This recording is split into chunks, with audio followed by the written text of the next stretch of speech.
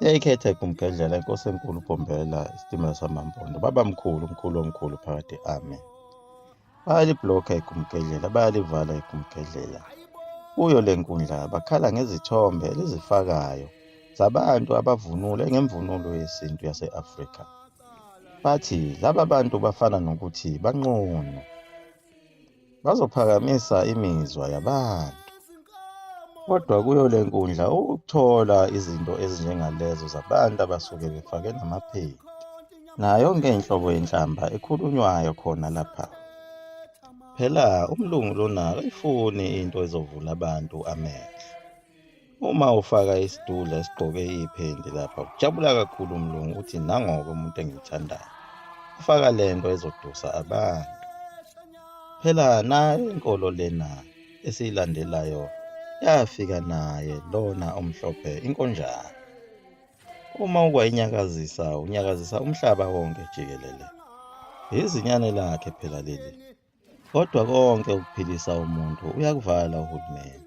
Sikhulumile ngabaprofethi ababulawa nababoshwa ababeqhamuka nenkolo kaNkulunkulu umenzi wezulu nomhlaba. Wavalwa ngisho namasonto abo babewavulile bona laba profethi ababengabantu abamnyama. Kodwa le nkolo eyafika nomlungu kayivalwa muntu, kayiphazanyiswa ngoba uma ungayiphazamisa ungabhubha umhlaba.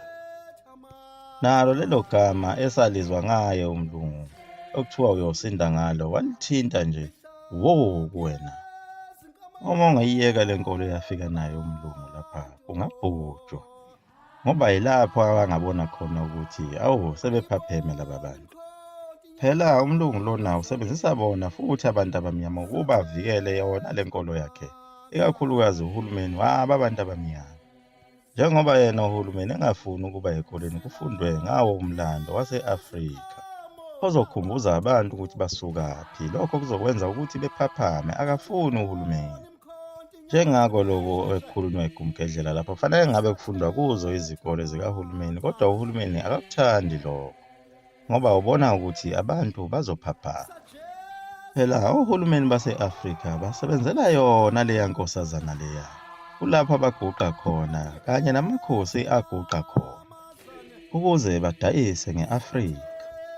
Uma unguhulumeni olwela abantu abamnyama uyawubulawa nokuba uboshwe. Njengaye lo baba owayeqashwe yiyo le nkampani yale nkosazana. Kodwa wona ngento eyodwa ukuthi azama ukukhipha abantu abamnyama ebuqileni futhi abavule ingqondo. Phazama kaningana ukuba bembulale bagcina ngokumbopha. Lichazile igumgedlela ukuthi uma ungumongameli usuke ugadele iBritain umnotho wabo ukuze uma sebefuna ukuzomba igolide balimbe ngokuthula. Bese kuthengelwa nenkosi imoto kanye nokudla ukuze nayo inganaki uma sekutatshwa lo mnotho. Nayo phela inkosi iqashiwe uyena unkosazana lona. Ugadele yona le nkosazana. Kodwa unogada omkhulu uyena upresident. Uma ungafuni ukuba ibhoyi lenkosazana, bayinswinya izwe lakho noma bebulale wena uqobo. Njengoba sichazile ukuthi izinkonjane lezi zifika lapha zenza iqiniso lokuthi zifika nejele, nesonto kanye nesibhedlela. Isikole sona sasivele siphakathi esontweni. Lapho kuzokhandwa khona ingqondo yakho ibe yilento efunwa uye unkosazana lona. Konke lokhu babekwenzelani? Babenzela ukuthi bakukhethise ngalesi sikhathi befika nenkosi yabo. Uma ungafuni ukuyikhetha bekulayishe ejele. Isibhedlela sona babesakhele ukuthi njengoba sekukhethisa le nkosi yabo bakulahlisa uNkulunkulu wakho nakanjani uzogula. Bese bekulayisha kuso isibhedlela sabo lesi. Benzela ukuthi ukholelwe emakhambini abo nasenkolweni yabo. Nalawo makhambi axutshwe izinto ongazazi nazo zonke izicubu zabantu nezidakamizwa phakathi. Bese beyigoqa kahle le mithi yabo ngamaphepha acwebezela kamnandi ukuze wena ube nethemba elikhulu. Kodwa kuze kube namhlanje leyo mpilo kayitholakali emtholampilo. Sibona ngokulokhu kwanda kwazo lezi ibhedlela kanye namajele. Kodwa kungani singayiboni lento? Ngoba labelumbi bayasifica lapha. Siziphilela kamnandi singaguli. Nobugebengu babungekho futhi. Basifikela nenye indoda okuthiwa nguSathane. kanye negama okuthiwa liyasindisa, kodwa ekufikeni kwabo nalezi zinto yilapho esaqala khona ukumbatha usizi nokuhlupheka. Le nkonjane umsebenzi wayo wenza kahle kakhulu ngasohlangothini lwayo, yaze yahlakanipha le nkonjane.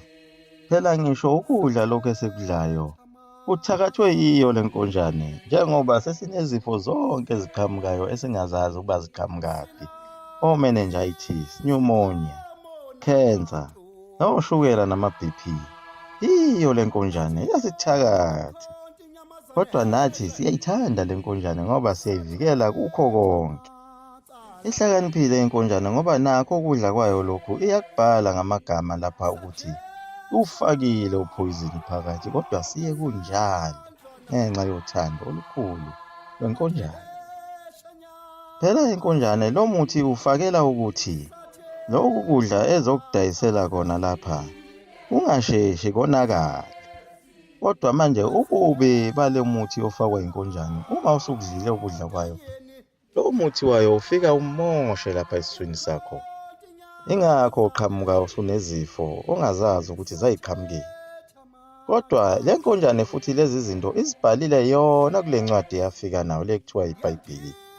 Yathi ngezikhathi zokugcina kuba khona izifo ezingalapheki. Inkonjane yayitshela wena ukuthi eminyakeni ezayo izohambe bese ifaka amakhemikhali ekudleni ukuze wena uzophathwa yikhensa engalapheki, kodwa wena awuyiboni lento. Phela akukho oyafika nakho inkonjane ezokwenza ukuthi wena uphile. Kungani ulele kuze kube namhlanje? Kufana naloko okuthiwa ngo-cooking oil. Okuthiwa wafika kuleli zwe ngokuba wawuzosiza ekwenzeni imisebenzi emechanical. Wawuzongena emshinini ethize, kodwa leyo mzamo kayiphumelelanga. Kwathiwa kuleyo mshini ngeke ize ilunge leli hlobo lamafutha. Kodwa inkonjane yaphoqa ngenkani ukuthi lamafutha awasetshenziswe ngoba asethengiwe. Esuka kulo izwe lenkonjane ifuna ukuzokwenza imali ngalamafutha kuleli zwe. Wasebenza bona futhi abantu abamnyama ukumukela lamafutha, bawathanda, bawagona. Agcina esedliwa, kwathiwa yiwona kuzothoswa ngawo. Okhumbula ukuthi ngalesa sikhathi sasemandulo lamafutha ayisegalanini njengoba kwakusuke kufakwe upetrol. Nazo izinhlobo zamafutha ezimoto. Lamafutha mawusuwadlile afika akhumuze amathambo, enze athambe, ahluleke ukuthwala inyama yakho.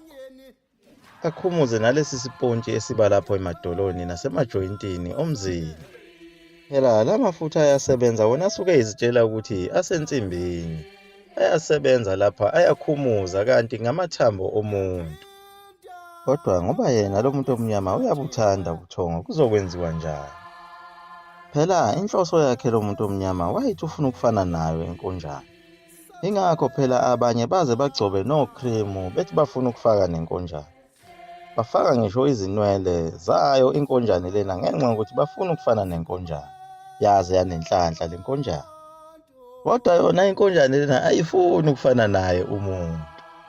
Ngisho umuntu omnyama uma esephumelele uyacabanga ukuthi naye ufuna ukuyohlala lapho kuhlala khona inkonjane. Ulokhu eyilandele njalo inkonjane. Nezingane zakhe uma esezifundisa isikole ufuna zihambe ziyofunda lapho esikoleni senkonjane khona. Kanti wayeqinisile impela uShaka mayethi ngeke nilibuse leyobuswa zinkonjane. Ngoba nakuyo le ncwadi eyafika nayo inkonjane lena kuthiwa yiBhayibheli, kuze kube namhlanje akatholakali nelilodwa ithuna lomuntu obhalwe kuyo leya ncwadi. Amanye futhi amazwe ekubhalwe kuyo kule ncwadi lena awatholakali emhlabeni. Kanti inkonjane yayithathephi le nganekwane? Ngoba nozalo lalaba bantu kalitholakali ukuthi ngabe likuphi. Nemanga le nkonjane lena. Phela inkonjane yathatha incwadi yaseGibhithe yayishintsha ngendlela yaseqamba amanye amagama amasha. Kodwa indaba yangelinye ilanga lisazoyichaza igumgedlela. Lisazoqhubeka njalo igumgedlela ngoba selifunde ukuthi inkonjane ayikwazi ukuzwa uma uzosebenzisa isizulu esiqinile. Ngeke besakwazi ukuyivala inkonjane. Iyaguqa lapho igumgedlela. Umzukulu kaMafutha uMkhovu, iDulo intombi nesoka phakade. Amen.